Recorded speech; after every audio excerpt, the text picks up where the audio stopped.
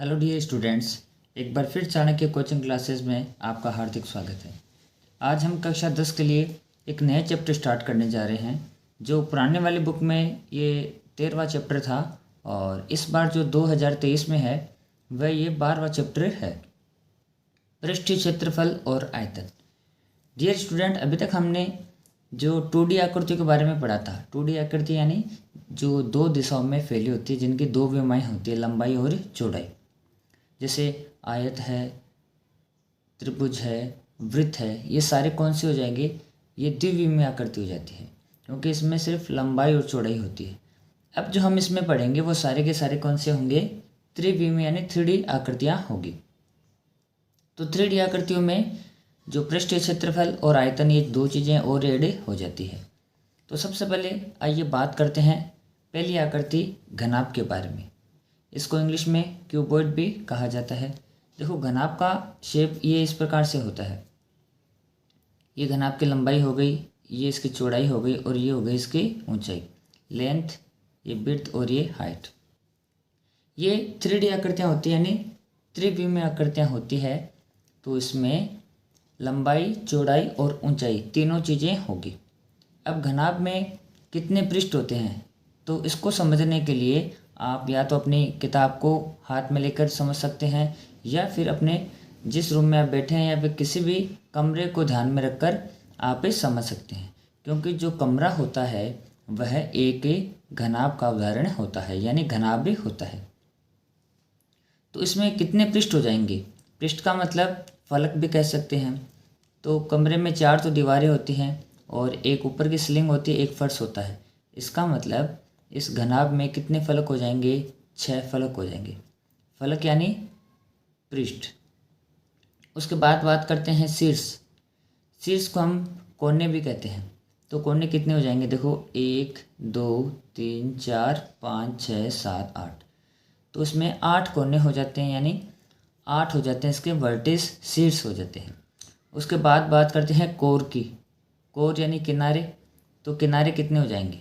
इसको समझने के लिए आप किसी भी, जैसे घनाभाकार आकृति है, कमरा हो गया, बक्सा हो गया, माचिस हो गई। माचिस को जो डिब्बी होती है वो भी कौन से आकार की होती है? घनाभाकार होता है। तो अब कोर कितनी हो जाएगी? देखो, 1, ये 2, ये 3 और ये 4। 4 ऊपर की तरफ और 4 ही नीचे की तरफ। फिर ये देखो, 4 ऊपर की तरफ और 4 हो गई नीचे की तरफ। फिर 5 6 7 और ये 8, यानी ये 4 नीचे वाली और ये 4 ऊपर वाली। उसके बाद में 4 4 8, ये 9 10 और 11 और ये 12। तो टोटल कितनी हो जाएगी? 12 इसकी कोर हो जाएगी। अब बात करते हैं इसके संपूर्ण पृष्ठीय क्षेत्रफल की। तो घनाभ में क्या होता है? जो आयताकार पृष्ठ होता है, कोई भी उसको ऊंचाई के अनुदिश अगर ऊपर उठा देते हैं ना, तो क्या बन जाता है? एक घनाभ बन जाता है। संपूर्ण पृष्ठीय क्षेत्रफल का मतलब हुआ कि जितने भी इसके पृष्ठ है उन सभी का क्षेत्रफल। तो घनाभ में 6 पृष्ठ होते हैं, तो उनका सूत्र क्या बनेगा? 2 गुणा L गुणा B प्लस B गुणा H प्लस H गुणा L। ये जितने भी सूत्र है, अगर आपको अच्छे तरीके से ये याद है या याद हो जाएंगे तो इस चैप्टर में बिल्कुल भी आपको दिक्कतें नहीं होने वाली है। तो सबसे पहले हम क्या करेंगे? जितनी भी आकृतियाँ इस चैप्टर में आने वाली है उन सभी के महत्वपूर्ण सूत्र हमें पढ़ने वाले हैं। तो सबसे पहला है घनाभ का संपूर्ण पृष्ठीय क्षेत्रफल। 2 गुणा LB plus BH plus HL। LB से मतलब है L गुणा B, B गुणा H, H गुणा L। L का मतलब लेंथ हो गया, ये विड्थ यानी चौड़ाई हो गई, और ये हो गई हाइट यानी ऊंचाई। आप इसको हिंदी में भी समझ सकते हो। 2 गुणा लंबाई गुणा चौड़ाई प्लस चौड़ाई गुणा ऊंचाई प्लस ऊंचाई गुणा लंबाई। ये होता है घनाभ का संपूर्ण पृष्ठीय क्षेत्रफल। उसके बाद में आता है घनाभ का आयतन। तो क्षेत्रफल 2D आकृतियों में तो होता था क्षेत्रफल। क्षेत्रफल क्या होता है? कोई भी वस्तु धरातल पे जितना स्थान घेरती है उसको उसका क्षेत्रफल कहते हैं। और आयतन होता है ठोस वस्तुओं में। तो ठोस वस्तु जितना स्थान घेरती है वह उसका क्या कहलाएगी? आयतन कहलाएगी। क्योंकि जो 2D आकृति है वो सिर्फ कहाँ पर घेरेगी, धरातल यानी जिस सरफेस पे वो रखी हुई है उसी पे घेरेगी। लेकिन 3D आकृति साथ साथ में फर्श के साथ साथ में हवा में भी कुछ जगह घेरेगी, इसलिए उसका क्या कहलाता है, आयतन कहलाता है। तो घनाभ का आयतन होता है लंबाई गुणा चौड़ाई गुणा ऊंचाई। इसको आप L गुणा B गुणा H भी लिख सकते हैं। फिर आता है घनाभ की चारों दीवारों का क्षेत्रफल। अब इसको आप कमरे की चारों दीवारों का क्षेत्रफल भी कह सकते हैं, बक्से की चारों दीवारों का क्षेत्रफल भी कह सकते हैं। वो होता है 2 गुणा लंबाई प्लस चौड़ाई गुणा ऊंचाई। तो ये होता है घनाभ का चारों दीवारों का क्षेत्रफल। इसको आप कमरे की चारों दीवारों का क्षेत्रफल भी पढ़ सकते हैं। कहीं अगर ऐसा है कमरे की चारों दीवारों का क्षेत्रफल ज्ञात कीजिए, तब आपको इसी सूत्र का इस्तेमाल करना है। फिर है विकर्ण। विकर्ण क्या होता है कि सम्मुख शीर्षों को मिलाने वाली रेखा। तो इस नीचे वाले शीर्ष से अगर ऊपर वाला शीर्ष मिला देंगे ना, तो ये क्या बन जाएगा, विकर्ण बन जाएगा। तो घनाभ के विकर्ण का सूत्र होता है अंडर रूट के अंदर लंबाई का स्क्वायर प्लस चौड़ाई का स्क्वायर प्लस ऊंचाई का स्क्वायर। तो इस प्रकार ये सारे सूत्र हमारे पास घनाभ से रिलेटेड थे। अब दूसरी आकृति के बारे में बात करते हैं, वो आकृति है घन। डियर स्टूडेंट्स, घन को इंग्लिश में क्यूब भी कहते हैं। इसमें ये विशेषता होती है कि लंबाई चौड़ाई और ऊंचाई तीनों क्या होती है, बराबर होती है। सबसे पहले बात करते हैं कि जो गुण घन में होते हैं वह घनाभ में होते हैं। लेकिन यहाँ पे एक चीज़ अलग है कि इसमें लंबाई चौड़ाई ऊंचाई क्या होती है, बराबर होती है। 6 पृष्ठ घनाभ में भी थे और इस घन में भी कितने पृष्ठ होंगे, 6 पृष्ठ होंगे। और इसमें जो शीर्ष है वो कितने हो जाएंगे, यानी कोने कितने हो जाएंगे, 8 कोने हो जाएंगे। और जो कोर है वह किसमें कितनी हो जाएगी, 12 कोर हो जाएगी। तो इसमें लंबाई चौड़ाई और ऊंचाई क्या होती है, तीनों की तीनों समान होती है। और इसका जो प्रत्येक पृष्ठ होता है वह होता है वर्गाकार। घन का प्रत्येक पृष्ठ क्या होता है, वर्गाकार। तो अगर इसके संपूर्ण पृष्ठीय क्षेत्रफल हमें ज्ञात करना है, तो संपूर्ण पृष्ठीय क्षेत्रफल का मतलब हुआ कि इसके 6 के 6 पृष्ठों का क्षेत्रफल। और हम जानते हैं कि घन का एक पृष्ठ होता है वर्गाकार, तो एक वर्ग का क्षेत्रफल होता है भुजा स्क्वायर। लेकिन इसमें कितने हैं, 6 वर्ग हैं, 6 पृष्ठ, यानी 6 के 6 पृष्ठ वो वर्गाकार है। तो 6 पृष्ठों का क्षेत्रफल हो जाएगा 6 गुणा भुजा स्क्वायर। तो घन का संपूर्ण पृष्ठीय क्षेत्रफल हुआ 6 गुणा भुजा स्क्वायर। फिर आयतन घन का, तो घन का आयतन होता है भुजा क्यूब। भुजा यहाँ पे जो एक ही भुजा दी हुई रहेगी, क्योंकि लंबाई चौड़ाई और ऊंचाई है वह तीनों क्या होती है, समान होती है, किसमें, घन में। फिर है घन का विकर्ण। विकर्ण होता है √3 गुणा भुजा। तो इस प्रकार ये सारे के सारे सूत्र हमें घन से रिलेटेड हमने पढ़ लिए हैं। और अब जो अगली आकृति है वो है अपनी बेलन। बेलन को इंग्लिश में सिलेंडर भी कहा जाता है। इस प्रकार का शेप होता है और इसमें क्या होता है कि ऊपर वाला भाग और जो नीचे वाला भाग है वह दोनों सिरे क्या होते हैं, वृत्ताकार होते हैं, जिनकी त्रिज्या क्या होती है, समान होती है। तो हमने माना बेलन की त्रिज्या r है और ये बेलन की ऊंचाई है। इसको हम ऊंचाई भी कह सकते हैं और लंबाई भी कह सकते हैं। तो बेलन में सबसे पहला आता है वक्र पृष्ठीय क्षेत्रफल। इसके बारे में समझते हैं। मान लो ये कोई पेन है आपके पास और इसका जो घुमा हुआ भाग है ये होता है अपना वक्र पृष्ठ। ये पाइप है, बेलन के उदाहरण हो गई। और जो घन है इसका उदाहरण होता है पासा। लूडो खेलने वाला जो पासा होता है वह किसका उदाहरण होता है, घन का उदाहरण होता है। तो बेलनाकार की अगर बात करते हैं तो इसमें हमारे पास लोहे का पाइप है और पानी वाला पाइप है। वो सारे के सारे कौन सी आकृति में आते हैं, बेलनाकार आकृति में आते हैं। यहाँ पे देखो इनकी त्रिज्या हर जगह क्या रहती है, समान रहती है। तो वक्र पृष्ठ यानी जो इसका घुमा हुआ पृष्ठ है वह क्या कहलाएगा, वक्र पृष्ठ कहलाएगा। जैसे ये इसका भाग इसे पूरा का पूरा घुमा हुआ है ना, इसको क्या कहेंगे, वक्र पृष्ठ कहेंगे। तो बेलन का वक्र पृष्ठ क्षेत्रफल होता है 2πrh। r होती है बेलन की त्रिज्या, h है बेलन की ऊंचाई, या फिर कहीं कहीं पे इसको लंबाई भी कह सकते हैं। पाई का मान हम जानते हैं 22/7 होता है, या फिर 3.14 लेते हैं। वो अगर क्वेश्चन में दिया गया है 3.14 तब तो 3.14 लेंगे, अदरवाइज हमें 22/7 ही लेना है। फिर संपूर्ण पृष्ठीय क्षेत्रफल। अब संपूर्ण पृष्ठ में देखो ये वक्र पृष्ठ आ गया, साथ साथ में ये जो दोनों सिरे हैं ना, ये कौन से आकार के हैं? वृत्ताकार के हैं। तो संपूर्ण पृष्ठ में क्या क्या चीज़ें आ जाएंगी? एक तो वक्र पृष्ठीय क्षेत्रफल प्लस दोनों वृत्ताकार सिरों का क्षेत्रफल। तो इससे अगर हम सीधा सूत्र बनाते हैं तो क्या बनेगा?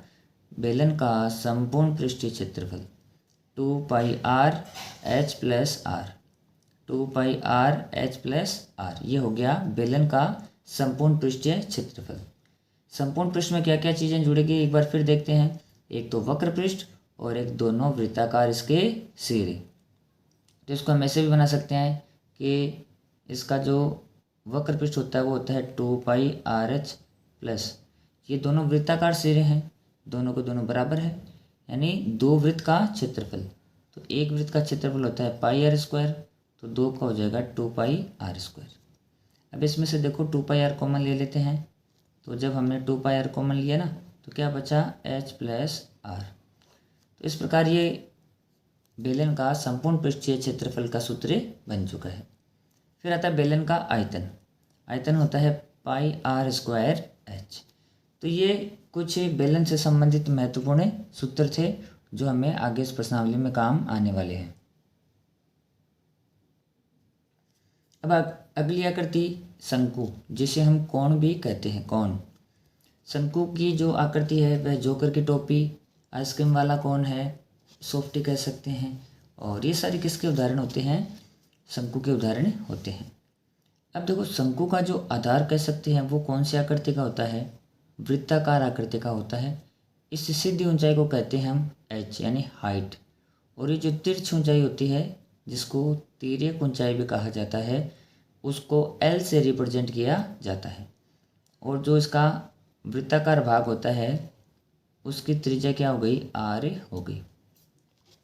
तो सबसे पहले इसमें जो घुमाव भाग है ना शंकु का, उसको कहते हैं तिर्यक पृष्ठ। आपने कहीं पे इसे शंकु आकार का टेंट भी लगा हुआ देखा होगा।